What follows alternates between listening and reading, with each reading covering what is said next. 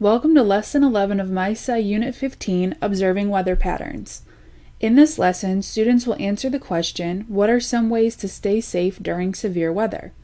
Students will engage in the engineering design cycle to design their own levee or flood wall to reduce the impact of flooding in an area. They will figure out that flooding due to severe weather events is a concern in many countries around the world, but levees or flood walls are designed by engineers to try to limit or reduce the damage. They also figure out that criteria and constraints differ by location of the severe weather event. In the Engage portion of this lesson, students will discuss what they know about floods and the questions that they have about them. In the Explore portion of this lesson, students will read the book Hurricanes by Gail Gibbons. Refer to this read-aloud guide found in the teacher pages for discussion guidance.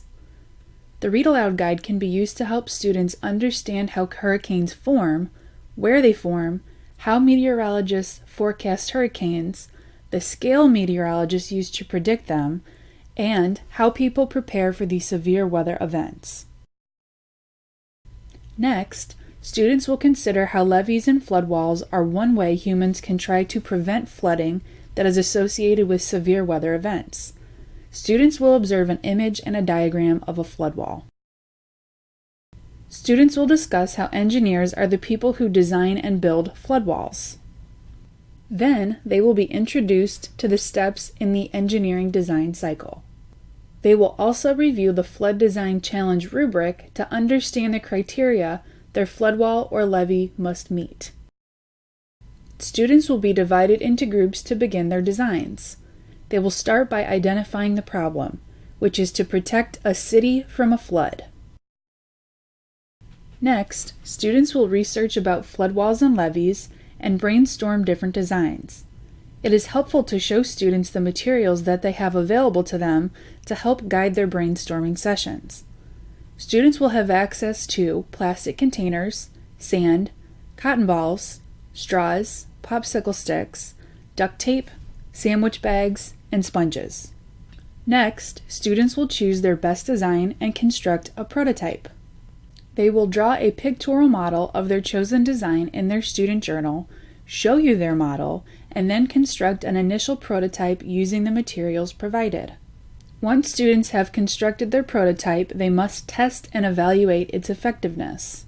Remind students that in order to conduct a fair test, they must use the same amount of water each time. Then, students will test their designs. They can obtain quantitative data by measuring the amount of water that gets through the barrier using a ruler. Students can measure how quickly water is able to penetrate the barrier using stopwatches to record the time. At this point, students should record their observations in their student journal. Next, students should communicate their results to the class. Students can provide each other with affirming and adjusting feedback, which can be used in redesigning their prototype. In the Elaborate portion of this lesson, students will write a claim evidence reasoning piece to the following prompt.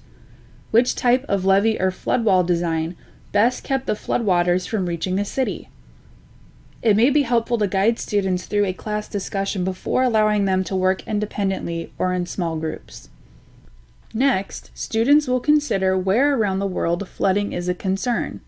They will obtain information from various resources about examples of damage caused by flooding in different locations. Students will consider how these conditions and locations of severe weather events, such as hurricanes, affect possible solutions that engineers could develop.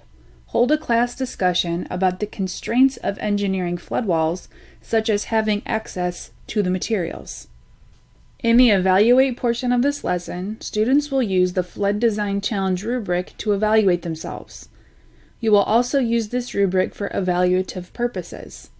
Students will also discuss how their design challenge applies to the Missouri flooding photo that they originally saw at the beginning of this unit. By the end of this lesson, students will have evaluated and critiqued different design solutions that reduce the impacts of a weather-related hazard. This is the culminating lesson for Unit 15, Observing Weather Patterns. This unit prepared students for further explorations about human impacts on the environment, including the use of natural resources. In middle school, students will explore the role of humans in climate change and how this causes increased extreme weather events.